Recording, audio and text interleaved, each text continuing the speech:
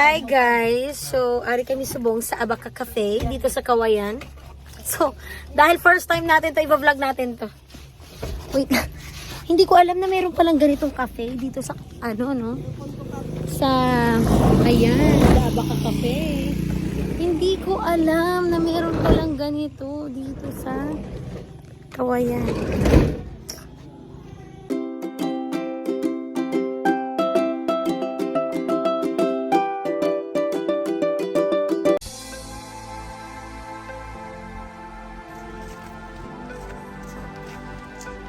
Welcome to Abaca Cafe. So, anong may-ara kay Abaca? Uy ka namin diri, oh. Ano oras talaga sara?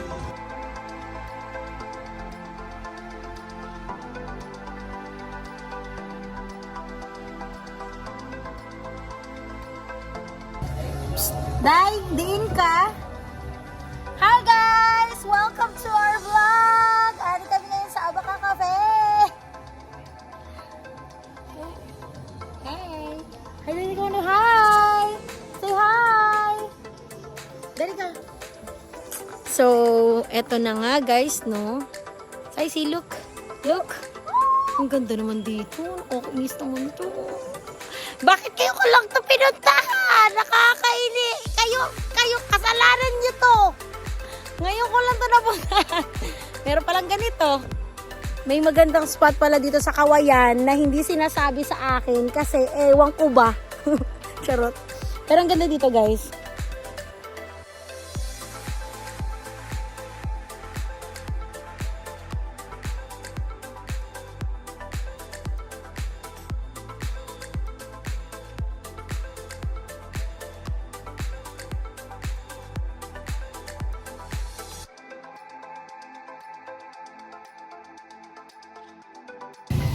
So yun guys, nag-iikot ako ngayon dito sa Abaca Cafe kasi nga, ayan, may daanan pa doon papunta doon. Pero ayokong dumaan doon, syempre hapon na, no? So ang gagawin natin, mag-ikot lang tayo within this area lang. So, yan, Abaca Cafe, this is so pretty. Kung sino man na nakaisip nito, ang galing-galing mong, galing-galing mo. Nag-serve pala sila guys ng birthdays and birthdays, binyag, kasal. So, kung bet mo naman din na dito, uy, parang alam mo maganda magpakasal dun. Maganda ayusan yun dun. Ah, galing. Magpa-picture muna tayo.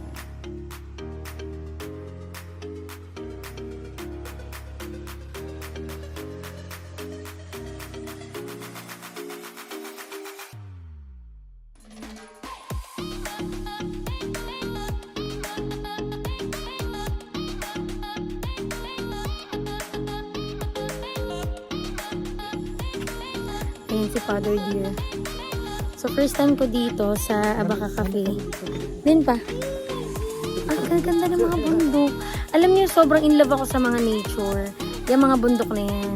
Gustong gusto ko. Tingnan niyo naman. Ang ganda.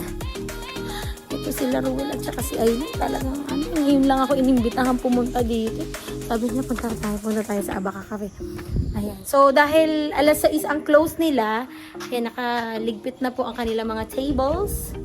Okay, nagtatagalog tayo kasi naman, baka naman merong mga viewers tayo dyan na taga Manila, na plano lang magpunta dito sa Negros, o di why not, di ba? Punta kayo dito sa Abaca Cafe, sa Kawayan. Yes, sa Kawayan. So, ikot tayo ulit. Ito yung entrance nila. Welcome to Abaca Cafe. Tapos yan, pack. Ikot tayo. Maganda siyang venue, guys. Ayun, pwede kayo mag-picture dyan.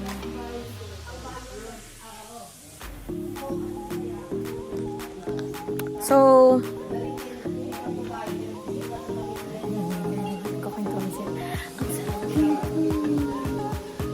parang gusto mo na lang dito.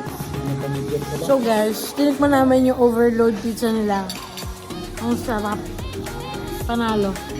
Sulit. We ordered for chicken buffalo wings. That's 200 something for 3. And then a pizza. This is 480 for a family pizza size. Sobrang sarap. Tikman nyo. Pag pumunta kayo dito, tikman nyo. Pag di nyo tinikman, kawawa naman kayo. Hindi nga promise, ang sarap. Not a joke. Ang sarap talaga siya. Diba? Yung ano niya, yung crust niya, sobrang lambot. Tapos, pag inano mo, ayan, tingnan nyo. Ayan. So, may... Nanginggit lang talaga ako sa totoo lang. Yan. So, ang in-order ko kanina ay pizza and wings.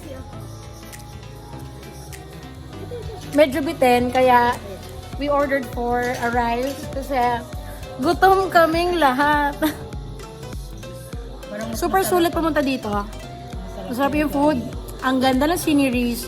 Siguro wag lang kayo pumunta ng maulan kasi syempre hindi kayo makakalabas dun sa pinuntahan ko kanina, 'di ba? So yun. Tapos ang gaganda ng mga nagso-serve. Oh, pak. Hi. Hi naman kayo sa vlog ko. Konti lang yung follower ko. Ayan. So the location is very nice for parties. Ayun nga, sinabi ko sa inyo kanina. For parties, wedding, baptisms, pwede nyo i-held dito. And I also have the calling card of Miss Myla and or the Abaka Cafe. So post ko ito after this video.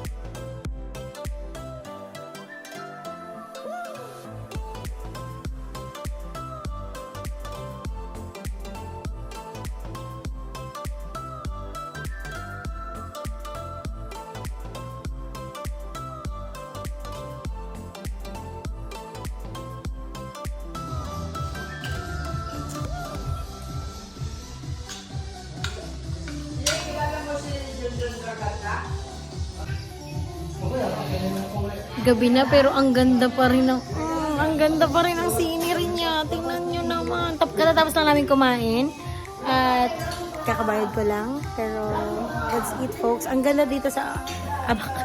Wala kayong narinig sa akin buong vlog na to kundi puro maganda ang Abaka Cafe. Kasi totoo 'yun, maganda talaga. Ayun oh. Ay muna, ay saan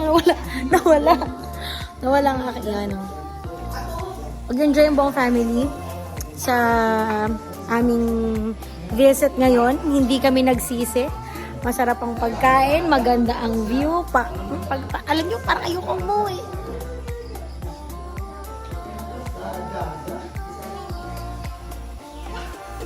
Parang ayokong umuwi.